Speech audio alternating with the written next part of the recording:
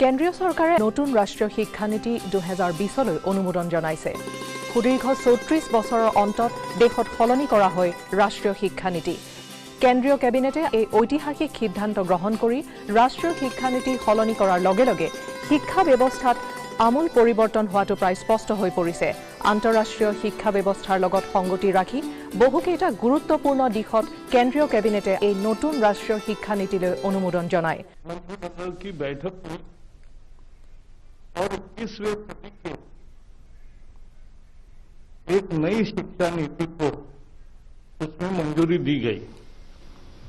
यह बेहद महत्वपूर्ण है क्योंकि 34 साल से शिक्षा नीति में परिवर्तन नहीं हुआ था और इसलिए आज का ये जो परिवर्तन है और जो नई शिक्षा नीतियां है, मुझे विश्वास है कि पूरा समाज और सभी देशवासी इसका स्वागत करेंगे और दुनिया के शिक्षाविद भी इसको निश्चित रूप से सराहना करेंगे।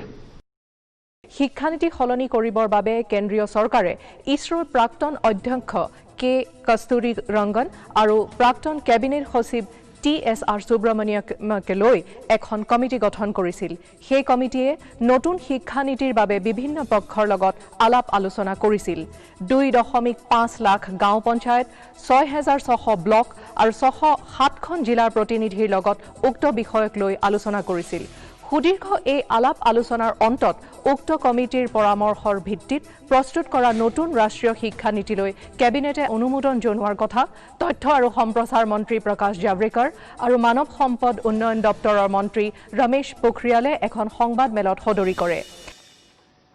एक महत्वपूर्ण बात यह है कि सरकार के जो निर्देश हैं उसके आलोक में एक व्यापक कंसल्टेशन किया गया। It has been widely consulted. And just to give you an idea, through MyGov platform, we approached all the 2.5 lakh Gram Panchayats for their suggestions.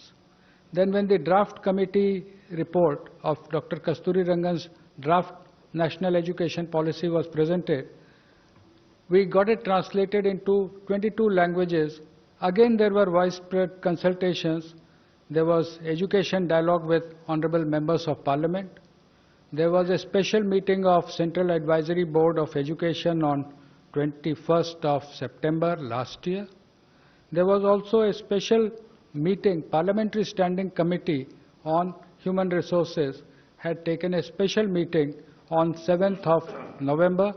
So there has been wide consultation not only with the governments, state governments, with central ministries, state governments, with the academia, but also the involvement of the common people.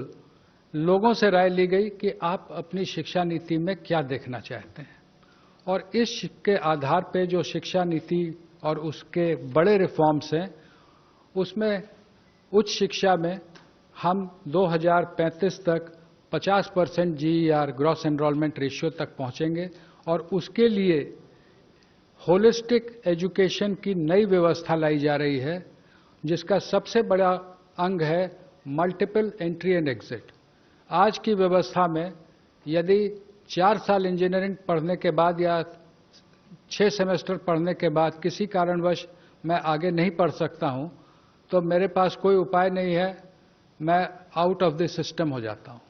Multiple entry and exit system में ये रहेगा कि 1 साल के बाद certificate, 2 साल के बाद diploma, 3 या 4 साल के बाद डिग्री, यानी और multiple entry through academic bank of credit. जो नीचे बुलेट है कि मेरे जो क्रेडिट फर्स्ट ईयर के हैं, सेकेंड ईयर के हैं, जैसे बैंक के सेविंग अकाउंट होते हैं वैसे ही एकेडमिक क्रेडिट में डिजी लॉकर के माध्यम से हमारे वहां पर क्रेडिट रहेंगे। So that in the third year if I want to take a sabbatical for a year or I want to take a break for any reason, family condition or otherwise for some time, and I return after a fixed period, within a fixed period of which will be prescribed by the new Higher Education Commission, if I come back to the education system I will not be asked to repeat the first and second year. My credits are already there in the academic credit bank. I will utilize those credits for my further education. এই নতুন শিক্ষানীতিৰ আধাৰত এতিয়াৰ পৰা উচ্চ শিক্ষাৰ প্ৰতিষ্ঠানসমূহক পৰ্যায়ক্ৰমে স্বতন্ত্ৰ অধিকাৰ দিয়া হ'ব। এই স্বতন্ত্ৰ অধিকাৰৰ ক্ষেত্ৰত প্ৰশাসনিক আৰু বিত্তীয় ব্যৱস্থাও অন্তৰ্ভুক্ত থাকিব। সেইদৰে শিক্ষা খণ্ডত ৰাজহুৱা বিনিয়োগৰ হাৰ 6% বৃদ্ধি নিৰ্ধাৰণ হৈছে। শিক্ষানুষ্ঠানসমূহত ই পাঠ্যক্ৰম উন্নত কৰাৰ ক্ষেত্ৰতো নতুন শিক্ষানীতিত গুৰুত্ব আৰোপ কৰা হৈছে। সমান্তৰালকৈ আঞ্চলিক ভাষাৰ শিক্ষা প্ৰসাৰৰ ক্ষেত্ৰত নতুন শিক্ষানীতিত গুৰুত্ব আৰোপ কৰিছে। The new National Education Policy 2020 is a very welcomed move for India. আমি 30 years পুৰণা সিস্টেমত চলি আছিলো। এতিয়া আমাৰ নতুন সিস্টেমটোৰ কাৰণে বহুত সুবিধা হ'ব আমাৰ ল'ৰা-ছোৱালীৰ কাৰণে, বিশেষকৈ কলেজ গোয়িং ষ্টুডেণ্টছ বিলাকৰ কাৰণেও। এই সিস্টেমটোৰ মতে 10+2 পুৰণা সিস্টেমটো এতিয়া এবলিশ হ'ব আৰু এতিয়া 5+3+3+4 সিস্টেম এটা সাবস্টিটিউট হ'ব। যিটো সিস্টেমত 5 years up to class 2 গুৰুত্ব দিয়া হ'ব পঢ়া শুনাত ইমানকে নহয়, mostly activity based learning উপৰত গুৰুত্ব দিয়া হ'ব, যিটো আমাৰ ল'ৰা-ছোৱালীৰ cognitive developmenটৰ লগত খাপ খাই গৈছে। So from the psychological perspective, it is a very, very welcomed change. তাৰ পিছত preparatory stage to class 3 to class 5 এই 3 বছৰ ল'ৰা-ছোৱালীবোৰ activity based learning হ'ব, যিটো তেওঁলোকে classroom interactive based learning হ'ব।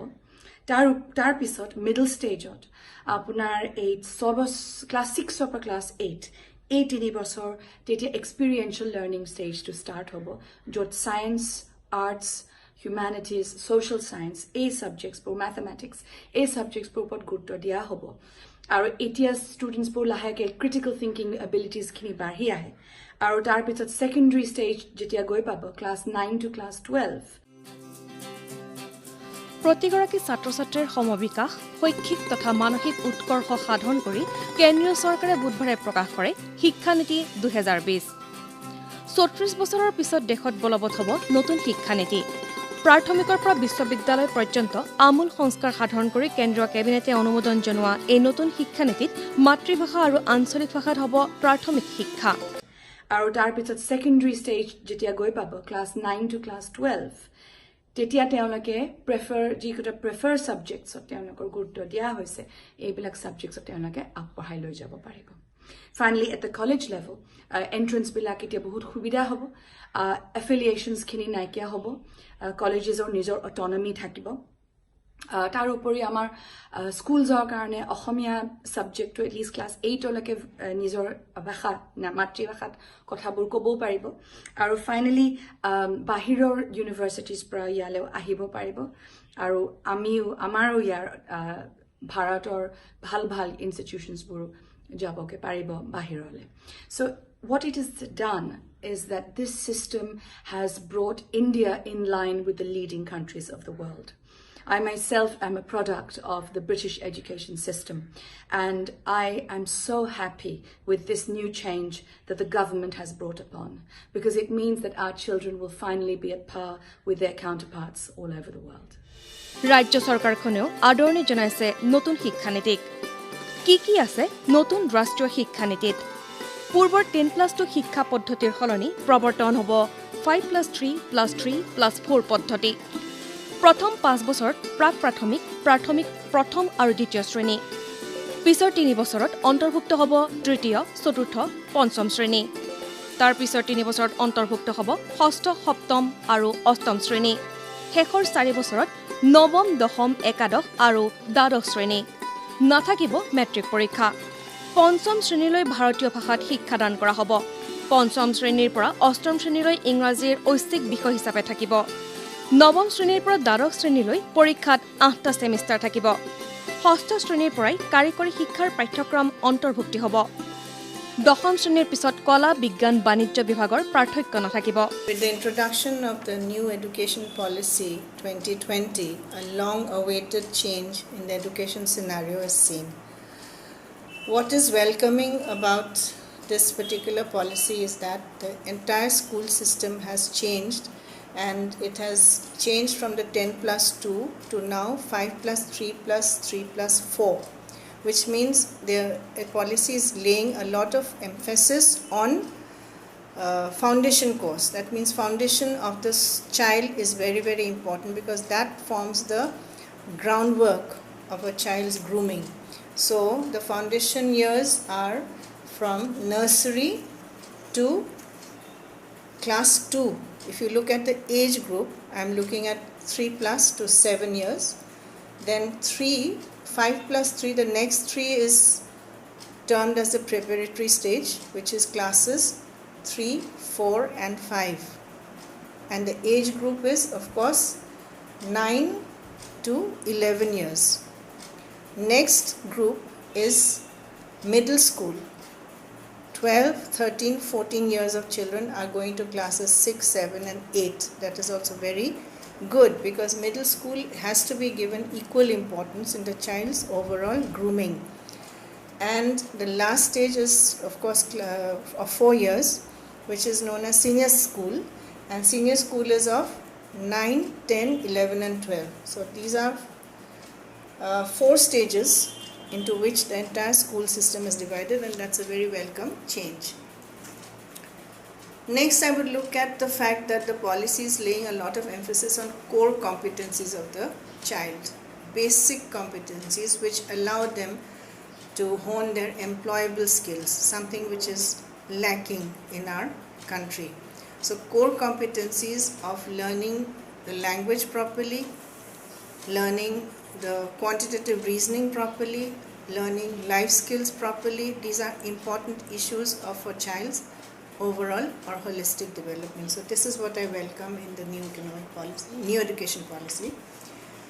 Then I'm also looking at a very important change, and that is the flexibility of subjects. As a principal of a school, for the last many years, I had always encouraged this, that children must have the freedom to choose across streams. That means interdisciplinary subject choices must be had. So if they get to take up physics as well as history, or they have chemistry as well as physical education, there is no harm in that, because they are learning multidisciplinary subjects which will help them to choose the right subject for which they have the interest and the aptitude to pursue for the higher education. And of course, interdisciplinary choices, this is very important. So I'm welcoming it. It's a welcome change towards a better India, towards a better human resource, qualitative human resource that we will get maybe 10-15 years from now. নতুন শিক্ষা ব্যৱস্থাত মাতৃভাষা, আধুনিক ভাৰতীয় ভাষা, আঞ্চলিক ভাষাক যথেষ্ট গুৰুত্ব প্ৰদান কৰা হৈছে। নতুন শিক্ষা নীতিয়ে 2035 চনৰ ভিতৰত 50% তালিকাভুক্ত কৰাৰ উদ্দেশ্য গ্ৰহণ কৰিছে বুলি উল্লেখ কৰে তথ্য আৰু সম্প্ৰচাৰ মন্ত্ৰালয়ৰ সচিবগৰাকীয়ে এইদৰে কয়।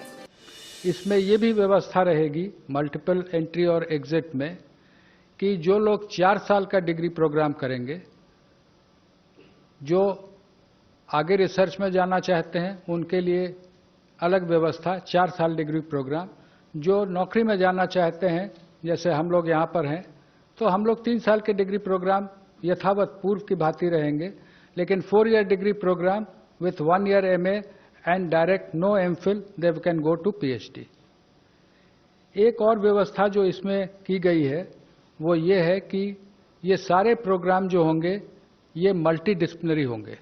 आज की जो व्यवस्था है, जब मैंने शिक्षा ग्रहण की थी महोदय, कि फिजिक्स ऑनर्स के साथ केमिस्ट्री, मैथमेटिक्स या जूलॉजी, बॉटनी लिया जा सकता है, उसके साथ फैशन डिजाइनिंग नहीं ली जा सकती थी। मल्टीपल डिसिप्लिनरी एजुकेशन की जो हम लोग बात कर रहे हैं उसमें मेजर और माइनर की व्यवस्था होगी। जो मेजर प्रोग्राम जो डिसिप्लिन का है उसके अलावा माइनर प्रोग्राम भी लिए जा सकते हैं।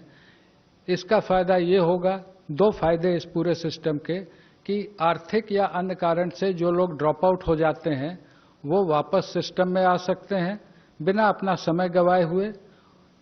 दूसरा कि जो अलग अलग विषयों में रुचि रखते हैं, बहुत से फिजिसिस्ट होते हैं जो कि म्यूजिक में रुचि रखते हैं, लेकिन उसके लिए फॉर्मल उनको कोई व्यवस्था नहीं रहती है।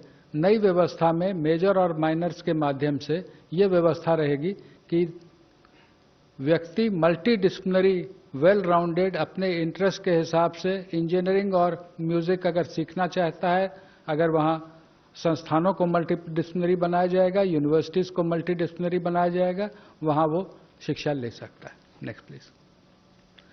Graded autonomy of autonomous colleges, ये आप में से प्रायः बहुत लोग अवगत होंगे कि हमारे देश में लगभग 45,000 कॉलेजेस हैं जिनको हम संबद्धता प्राप्त एफिलिएटेड कॉलेजेस कहते हैं। किसी किसी विश्वविद्यालय में तो इनकी संख्या 800 तक पहुंच गई, जिसके कारण न केवल गुणवत्ता में गिरावट आती है बल्कि विश्वविद्यालय परीक्षा केंद्र ही बने रहते हैं, लगातार वहां परीक्षा चलती रहती है। ग्रेडेड ऑटोनॉमी की व्यवस्था ये होगी कि उनके accreditation status K Aadhaar per A+, A, B, उनको अलग अलग एडमिनिस्ट्रेटिव और एकेडमिक ऑटोनॉमी और फाइनेंशियल ऑटोनॉमी कॉलेजेस को दी जाएगी। जो A+ हैं वो ज़्यादा ऑटोनॉमी पाएंगे, A वाले उससे कम, और B ग्रेड में जो रहेंगे उनको कहा जाएगा कि आप अपने आप में सुधार लाएं, तब आपको आगे इसमें व्यवस्था की जाएगी। नेशनल मिशन ऑन मेंटरिंग, जिसमें जो हमारी फैकल्टी है उसके उन्नयन और जो हमारे छात्र हैं उनको अच्छे मेंटर मिले, उनके एलुमनाई से, उनके टीचर से, इसकी व्यवस्था रहेगी। आज के दिन में age of today we have UGC, AICTE and national council for teacher education. They will be single regulator for higher education. एक रेगुलेटर रहेगा जो कि सारे एजुकेशन, हायर एजुकेशन को एक ही रेगुलेटर देखेगा। उसमें अलग अलग एक्रेडिटेशन के लिए, अप्रूवल्स के लिए, फाइनेंसिंग के लिए अलग अलग वर्टिकल रहेंगे, लेकिन एक रेगुलेटर रहेगा। और वो regulator self disclosure based, online self disclosure based transparent system पे काम करेगा। हर चीज के लिए बार बार इंस्पेक्शन टीम बना के भेजने की जो वर्तमान व्यवस्था है, उसकी जगह सेल्फ डिस्क्लोजर बेस्ड व्यवस्था लाई जाएगी। স্নাতক পাঠ্যক্ৰম 3 পৰা 4 বছৰীয়া হ'ব। স্নাতকোত্তৰ শিক্ষা ব্যৱস্থাটো পৰিৱৰ্তন কৰা হৈছে। এবছৰীয়া স্নাতকোত্তৰ পাঠ্যক্ৰমৰ পিছতো কৰিব পাৰিব PhD।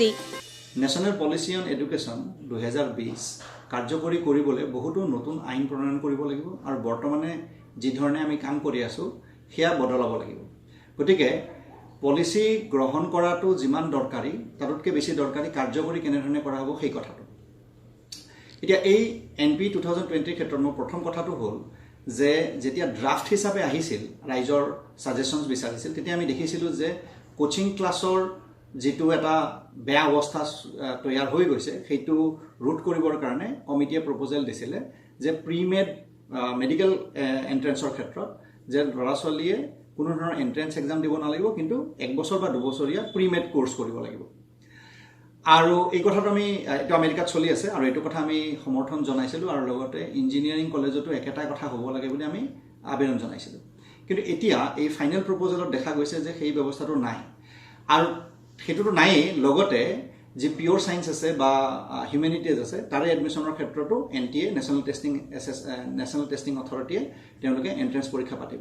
গতিকে কোচিং ক্লাছৰ যেটো এটা দখল হৈ পৰিছে সেই ব্যৱস্থাটো নোহোৱা হোৱাটো দূৰত থাকক। মই ভয় কৰোঁ যে সেইটো আৰু বেছিহে হ'ব। দ্বিতীয় কথাটো হ'ল তেওঁলোকে এই পলিচিত তেওঁলোকে অবজাৰ্ভ কৰিছে, লিখিছে যে চৰকাৰে যিহেতু গোটেইকেইটা কাম স্কুল এডুকেশ্যনৰ ক্ষেত্ৰত গোটেইকেইটা কাম তেওঁলোকে নিজেই কৰে, ফলত কনফ্লিক্ট অফ ইণ্টাৰেষ্ট হয়। এইটো শুদ্ধ কথা যে এতিয়া তেওঁলোকে ছাজেশ্যন দিছে যে ডিপাৰ্টমেণ্ট অফ এডুকেশ্যনে কেৱল পলিচি আৰু তেওঁলোকে মনিটৰহে কৰিব, ৰেগুলেট নকৰে। ডিৰেক্টৰেট অফ এডুকেশ্যনে তেওঁলোকে পাব্লিক স্কুল চিষ্টেমটো, চৰকাৰী স্কুলসমূহ তেওঁলোকে ৰেগুলেট কৰিব আৰু তেওঁলোকে চোৱা চিতা কৰিব। আৰু যি ষ্টেট ষ্টেণ্ডাৰ্ড ছেটিং অথৰিটি হ'ব, ৰাজ্যিক যি এডুকেশ্যন অথৰিটি হ'ব, তেওঁলোকে অন্যান্য স্কুলসমূহৰ সকলো স্কুলৰ তদাৰক কৰিব আৰু প্ৰাইভেট গভৰ্ণমেণ্ট সকলোৰে তেওঁলোকে ষ্টেণ্ডাৰ্ড ছেটিং সমানভাৱে কৰিব, যে কোনোবা এটা ছিষ্টেমত প্ৰাইভেটৰ বেছি বা কম বা গভৰ্ণমেণ্টৰ বেছি বা কম সেই ধৰণৰ তফাত নাথাকিব। আৰু একাডেমিক বস্তুটো চাবলৈ SCRT তাৰপিছত ডায়েট আদি শক্তিশালী হ'ব। কিন্তু এই ক্ষেত্ৰত মই ভাবোঁ যে যিটো বস্তু অলৰেডি বিফল হিচাপে প্ৰমাণিত হৈছে যে চৰকাৰী যি পঢ়োৱাৰ ছিষ্টেমটোৰ ব্যৱস্থাটো ডায়েট হওক SCRT হওক তেওঁলোকে যেটো এতিয়া প্ৰায় এই অনুষ্ঠানসমূহ প্ৰায় মৃতপ্ৰায় তো তেনেস্থলত সেই অনুষ্ঠানসমূহ কেনেকৈ পুনৰ্জীৱিত কৰিব তেওঁলোকে কৈছে যে ভাল কৰিব লাগিব সকলো ভাল হ'ব সাংঘাতিক এটা ভাল ব্যৱস্থা তৈয়াৰ কৰিব কিন্তু কেনেকৈ ইয়াতকে যে স্কুল ভাউচাৰ সিস্টেমটো আছিল সেইটো এডপ্ট কৰাহেঁতেন বেছি ভাল হ'লহেঁতেন আৰু বেছি সহজভাৱে কামটো কৰিব পৰা গ'লহেঁতেন 3 নম্বৰ কথাটো হ'ল যেটো মাতৃভাষাক লৈ পেলাই মাতৃভাষাৰ কথাটো এই কথাটো যেটো কৈছে যে য'ত পঢ়া যায় wherever possible ক্লাছ 5 লৈকে মাতৃভাষাত পঢ়োৱা হ'ব আৰু ক্লাছ 8 লৈকে চেষ্টা কৰা হ'ব তো এই ক্ষেত্ৰত দুটা বস্তু মন কৰিবলগীয়া কথা হ'ল প্ৰথমটো হ'ল যে অসমৰ দৰে ৰাজ্যত ইয়াত বহুতো এনেকুৱা জনগোষ্ঠী আছে যিসকলৰ মাতৃভাষা কিন্তু অসমীয়া নহয় কাৰ্বি ডিমাছা দেউৰী মিচিং ইত্যাদি ৰাভা হাজং ইত্যাদি ঢেৰ ভাষা আছে আৰু সেই ক্ষেত্ৰত মাতৃভাষাত কি হ'ব তাৰোপৰি যিসকলে অসমীয়া যিখিনিয়ে অসমীয়া যাৰ মাতৃভাষা তেওঁলোকে যেতিয়া ক্লাছ কৰিব খোজে তেতিয়া দেখা যায় যে যেতিয়া আমি বোৰ্ডৰ কথাটো কওঁ আজি আমি national policy on education NP 2020ত আমি যিমান কথা কৈ আছোঁ ইণ্টাৰনেশ্যনেল বেকালৰেটে তাতকৈ আৰু বেছি কৰি আছে তেওঁলোকে বেছি ভালকৈ কামটো কৰিব পাৰিছে IB স্কুলসমূহ তাৰপিছত আছে IGCSE স্কুলছ তাৰপিছত আমাৰ CBSE CISE ইত্যাদি বিভিন্ন বোৰ্ড আছে তেওঁলোকে কৰি আছে যেটো আমাৰ হয়তো সেৱা আৰু কাউন্সিলে সেইটো লেভেললৈকে মুঠি যাব পাৰে যেনেকৈ IB তেওঁলোকে ক্লাছ 12ত ডিপ্লোমা প্ৰগ্ৰামত থিওৰি অফ নলেজ কৰে আৰু তেওঁলোকৰ কুৱেশ্যন সোধাৰ পেটাৰ্ণটো ইমানেই সাংঘাতিক ভাল যে ল'ৰা ছোৱালীয়ে যেটো প্ৰকৃত একাডেমিক লক্ষ্য ক্ৰিটিকেল থিংকিং স্কিল ডেভেলপ কৰিবৰ কাৰণে যি ধৰণৰ কাম কৰিব লাগে তাৰ এছেছমেণ্ট সিস্টেমে সেইবিলাক সম্পূৰ্ণ কৰি আছে কিন্তু আজি যেতিয়া অসমীয়া মাতৃভাষাত পঢ়িব যাব তেনেহ'লে ছাত্ৰজনে অসমৰ বৰ্ডখনত যাব তে অসমৰ বৰ্ডখনক যেটো বৰ্ডে নাম দিয়া হওক সেই বৰ্ডখনে কিমান ভালকৈ নিজৰ কাম কৰিব গতিকে এইবিলাকৰ ওপৰত নিৰ্ভৰ কৰিব মাতৃভাষাৰ এডপশ্যনটোৰ ক্ষেত্ৰত MPhil পাঠ্যক্ৰমৰ বিলুপ্তি সাধন কৰা হৈছে পাৰদৰ্শিতাৰ ওপৰত ভিত্তি কৰি কলেজসমূহক দিয়া হ'ব স্বায়ত্তশাসন আইন আৰু মেডিকেলৰ বাহিৰে সকলো উচ্চ শিক্ষা প্ৰতিষ্ঠান এটি নিয়ন্ত্ৰক সংস্থাৰ দ্বাৰা নিয়ন্ত্ৰিত হ'ব মুঠ ঘৰুৱা উৎপাদনৰ 6% ব্যয় হ'ব শিক্ষাত 2021ৰ পৰা নতুন মূল্যায়নৰ ব্যৱস্থা 2030ৰ ভিতৰত সম্পূৰ্ণ কাৰ্যকৰী হ'ব নতুন শিক্ষানীতি শিক্ষা প্ৰাপ্তিৰ সমল যেনে কিতাপ দৃশ্য শ্ৰাব্য সমলসমূহ ভাৰতীয় ভাষাত উপলব্ধ হ'ব গতানুগতিক পাঠ্যক্ৰমৰ লগতে ছাত্ৰ-ছাত্ৰীৰ প্ৰয়োজনীয় বিজ্ঞানসন্মত উদ্ভাৱনী মস্তিষ্কৰ বিকাশত গুৰুত্ব প্ৰদান কৰা হ'ব কেন্দ্ৰীয় কেবিনেটে নিউ এডুকেশ্যন পলিচি 2020 গ্ৰহণ কৰে ই 160 পেজৰ এটা দস্তাবেজ ইয়াতে 4টা ভাগ আছে একেটা হ'ল এফালৰ পৰা স্কুলীয়া শিক্ষা স্কুল এডুকেশ্যন উচ্চ শিক্ষা হায়াৰ এডুকেশ্যন অন্যান্য গুৰুত্বপূৰ্ণ ক্ষেত্ৰসমূহ আদাৰ কি এৰিয়াছ আৰু ইয়াক কাৰ্যকৰী কৰাৰ উপায় মেকিং ইট হেপেন ইতিমধ্যে বিভিন্ন মাধ্যমৰ যোগেদি নতুন শিক্ষানীতিৰ কথাবিলাক ৰাইজৰ মাজত প্ৰচাৰিত হৈছে আমি মাথোন অসমৰ লগত ওতঃপ্ৰোতকৈ সাঙুৰ খাই থকা কেইটামান বিশেষ কথা আমি উল্লেখ কৰিব বিচাৰিছোঁ আৰু এই কথাকেইটাৰ ওপৰত সকলো পক্ষৰে দৃষ্টি আকৰ্ষণ মই কৰিলোঁ আমি জানো যে 10+2 পদ্ধতিটো 5+3+3+4 পদ্ধতিলৈ সলনি কৰা হৈছে তাৰমানে 5+3+3+4 15 বছৰ আৰু আগৰ 12 বছৰ কিন্তু প্ৰকৃততে বয়সৰ ফালৰ পৰা ইয়াত সলনি হোৱা নাই আগৰ প্ৰি স্কুল বা অংগনবাদীৰ প্ৰশিক্ষণৰ 3 বছৰ ফৰ্মেল এডুকেশ্যনৰ লগত যোগ দিয়াৰ কাৰণে এইফালে 3 বছৰ বাঢ়ি 15 বছৰ হৈছে এতিয়া স্কুল এডুকেশ্যনত দুটা ডাঙৰ কথা লৈ আমি লক্ষ্য কৰিব লাগিব এটা হ'ল শেষৰ 4 বছৰটো এতিয়া বেছিভাগ প্ৰদেশত সেকেন্ডাৰী এডুকেশ্যনৰ 11-12 স্কুললৈ আহি গ'ল আমাৰ অসমত অহা নাই স্কুলত 9-10 আৰু কলেজত 11-12 থাকিলে নিশ্চয় নিমিলিব কথাটো গতিকে কলেজৰ পৰা স্কুললৈ বা স্কুলৰ পৰা কলেজলৈ এই আদান প্ৰদানটোৰ কথা আমি চিন্তা কৰিব লাগিব দ্বিতীয়তে শিক্ষানীতিত কোৱাৰ নিচিনাকৈ অসমৰ স্কুলীয়া শিক্ষা জগতত যিটো ড্ৰপ আউট ৰেট সেইটো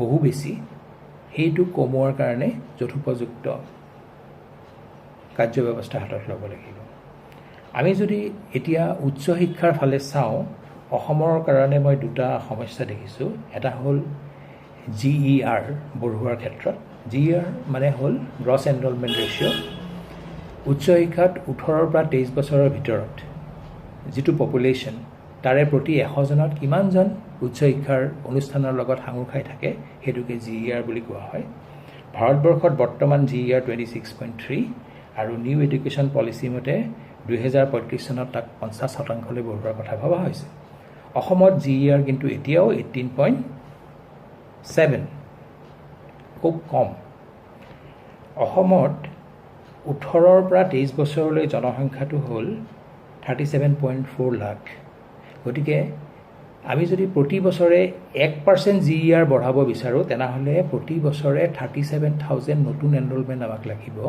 আৰু 37,000 নতুন ছাত্ৰক গ্ৰহণ কৰিবৰ কাৰণে সেই পৰিমাণে আমাক নতুন শিক্ষানুষ্ঠানো লাগিব এটো এটা কিন্তু ডাঙৰ কথা আৰু এটা কথা হ'ব কি নতুন শিক্ষা নীতিত মাল্টিপাৰপাস কলেজৰ কথা কোৱা হৈছে য'ত ষ্টুডেণ্টৰ সংখ্যা 3000 মান হোৱাটো কাম্য কৰিছে তেওঁলোকে বিচাৰিছে কিন্তু অসমত ডাঙৰ সৰু বহুত কলেজ আছে যেনেকৈ জগন্নাথ JB কলেজ আছে ডাঙৰ কলেজ ঠিক তেনেকৈ হাতীচং কলেজ একেবাৰে সৰু কলেজ তেনেকুৱা এখন কলেজত মাল্টিপাৰপাস কলেজ হৈ 3000 ষ্টুডেণ্ট কেনেকৈ তাত সোমাব পাৰিব সেই কথাটো মই অলপ অসুবিধা পাইছোঁ চিন্তা কৰাত আৰু এটা কথা আহি যায় যে নতুন শিক্ষানীতিত কলেজবিলাকক স্বায়ত্তশাসন দিয়াৰ কথা কৈছে এটো একাডেমিকো হ'ব পাৰে বিত্তীয় হ'ব পাৰে ফাইনেন্সিয়ালও হ'ব পাৰে এডমিনিষ্ট্ৰেটিভো হ'ব পাৰে কিন্তু গোটেইখিনি কথা নিৰ্ভৰ কৰিব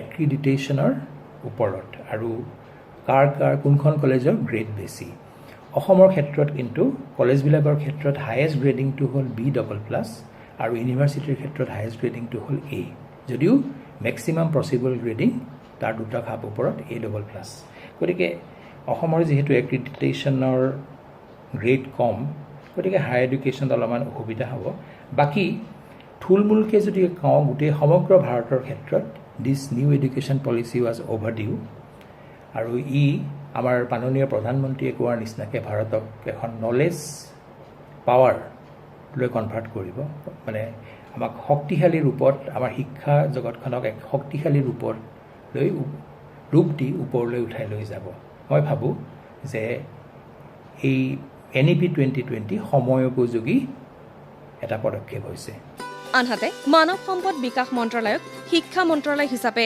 নামকৰণ কৰা হ'ব নতুন শিক্ষানীতি অনুসৰি আমাৰ এই যেটো নতুন শিক্ষানীতি এইটো বৰ অনুপ্ৰাণিত কৰাৰ এক পদক্ষেপ যি আমাৰ ছাত্ৰ ছাত্ৰী আমাৰ অভিভাৱক আমাৰ শিক্ষক শিক্ষয়িত্ৰী সকলোকে এই নীতিৰ দ্বাৰা তেওঁলোকক প্ৰভাৱিত কৰিব উৎসাহিত কৰিব কাৰণ ইয়াত এটা কথা হৈছে যে পঢ়াৰ যেটো বুজা সেই বুজাটো বহু পৰিমাণে হ্ৰাস কৰিব আৰু ল'ৰা ছোৱালীক অনুপ্ৰাণিত কৰিব যে অকল কিতাপ পত্ৰৰ শিক্ষাৰ দ্বাৰাই নহয় তেওঁলোকৰ হাতে কামে যেটো আমি লাইফ স্কিল বুলি কওঁ বা স্কিল এডুকেশ্যন বুলি আমি যেটো কওঁ সেই স্কিল এডুকেশ্যনৰ দ্বাৰা তেওঁলোকক প্ৰভাৱিত কৰিব তেওঁলোকক অনুপ্ৰাণিত কৰিব তেওঁলোকক স্বাৱলম্বী হ'বলৈও শিকাব এই 18 বছৰলৈকে যি শিক্ষা এই নতুন শিক্ষা নীতিৰ দ্বাৰা প্ৰদান কৰা হ'ব যে প্ৰত্যেকজন ছাত্ৰ ছাত্ৰীয়ে কিবা এটা কৌশল এটা লাইফ স্কিল এটা লৈ তেওঁলোকে ওলাই যাব আমাৰ শিক্ষক শিক্ষয়িত্ৰীৰ কাৰণেও যেটো আমাৰ ক্লাছৰুমৰ ডাইনামিক্স কিছু সময়ত বহু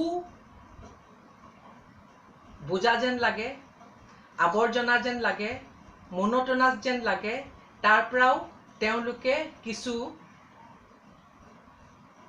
some changes they will get some changes some radical change will be there the classrooms will be more lively more interactive aru তেওঁলোকক যেটো শিক্ষা দিয়াৰ যেটো তেওঁলোকৰ প্ৰচেষ্টা বা চেষ্টা বা নিয়ম তাৰো এটা পৰিৱৰ্তন তেওঁলোকে অনুভৱ কৰিব যিটো তেওঁলোকে উৎসাহেৰে তেওঁলোকে গ্ৰহণ কৰিব আমাৰ পেৰেণ্টছ গাৰ্জিয়ানছ আছে তেওঁলোকেও কিছু পৰিত্ৰাণ পাব কাৰণ যিটো শিক্ষা নীতি এতিয়া যিটো ৰোড লাৰ্নিং আমি ল'ৰা ছোৱালীক গুৰুত্ব বেছি দিয়া হয় আপোনাৰ একুৱায়াৰিং অফ মাৰ্কছ 90% পালেও আমাৰ পেৰেণ্টছ গাৰ্জিয়ান তেওঁলোক সন্তুষ্ট নহয় তেওঁলোকে ভাবে যে সকলো ল'ৰা ছোৱালী এক পাৰ হ'ব লাগিব ৰেংক হোল্ডাৰৰ লগত এক পাৰ হ'ব লাগিব সো এই বস্তুটোৱে আমাৰ ল'ৰা ছোৱালীক পঢ়া শুনা বুকিশ নলেজত বেছি আবদ্ধ কৰি ৰাখিছে কিন্তু অন্য শিক্ষা লোৱাৰ পৰা অৰ্হন কৰাৰ পৰা আৰু ল'ৰা ছোৱালীকো এটা বান্ধোনত সোমাই ৰাখিছে সো মই ভাবো যে এই শিক্ষা নীতিয়ে সকলোকে অনুপ্ৰাণিত কৰিব সকলোকে আগবঢ়াই নিব কিন্তু ইয়াত আমি যদিও ভালখিনি কথা কৈছো যিখিনি আমাক অনুপ্ৰাণিত কৰিব which is so welcoming so enlightening for us কিন্তু ইয়াৰ মাজত আমাৰ কথা হৈছে যে আমাক শিক্ষা আমাক যেটো শিক্ষক শিক্ষয়িত্ৰী আছে সো সেই শিক্ষক শিক্ষয়িত্ৰীৰ এটা এই নতুন যেটো শিক্ষা নীতি দা পলিসি মেকাৰ্স তেওঁলোকে এই কথাও চাব লাগিব যে উপযুক্ত তেওঁলোকক প্ৰশিক্ষণ orientation to থাকিব লাগিব যাতে তেওঁলোকে ক্লাছৰুমত কি কৰিব লাগিব কেনেকৈ আচৰণ কৰিব লাগিব কেনেকৈ চলাব লাগিব শিক্ষা নীতি instruction what will be the mode of instruction এই কথাটো যাতে সম্পূৰ্ণভাৱে তেওঁলোকে ক্লাছৰুমত সোমায়ে ল'ৰা ছোৱালীক দিব পাৰে আৰু যেটো নীতিৰ আমাৰ এই যেটো নতুন নীতিৰ যেটো উদ্দেশ্য সেই উদ্দেশ্য যাতে তেওঁলোকে সফল কৰিব পাৰে নতুন শিক্ষা নীতিয়ে 2035 চনৰ ভিতৰত 50% তালিকাভুক্ত কৰাৰ উদ্দেশ্য গ্ৰহণ কৰিছে বুলি উল্লেখ কৰে তথ্য আৰু সম্প্ৰচাৰ মন্ত্ৰালয়ৰ সচিবগৰাকীয়ে এইদৰে কয় ऐतिहासिक दिन है 34 साल के बाद देश को एक नई शिक्षा नीति मिली है এই নতুন শিক্ষানীতিৰ আধাৰত এতিয়াৰ পৰা উচ্চ শিক্ষাৰ প্ৰতিষ্ঠানসমূহক পৰ্যায়ক্ৰমে স্বতন্ত্ৰ অধিকাৰ দিয়া হ'ব এই স্বতন্ত্ৰ অধিকাৰৰ ক্ষেত্ৰত প্ৰশাসনিক আৰু বিত্তীয় ব্যৱস্থাও অন্তৰ্ভুক্ত থাকিব সেইদৰে শিক্ষা খণ্ডত ৰাজহুৱা বিনিয়োগৰ হাৰ 6% লৈ বৃদ্ধি নিৰ্ধাৰণ হৈছে শিক্ষানুষ্ঠানসমূহত ই পাঠ্যক্ৰম উন্নত কৰাৰ ক্ষেত্ৰতো নতুন শিক্ষানীতিত গুৰুত্ব আৰোপ কৰা হৈছে সমান্তৰালকৈ আঞ্চলিক ভাষাৰ শিক্ষা প্ৰসাৰৰ ক্ষেত্ৰত নতুন শিক্ষানীতিত গুৰুত্ব আৰোপ কৰিছে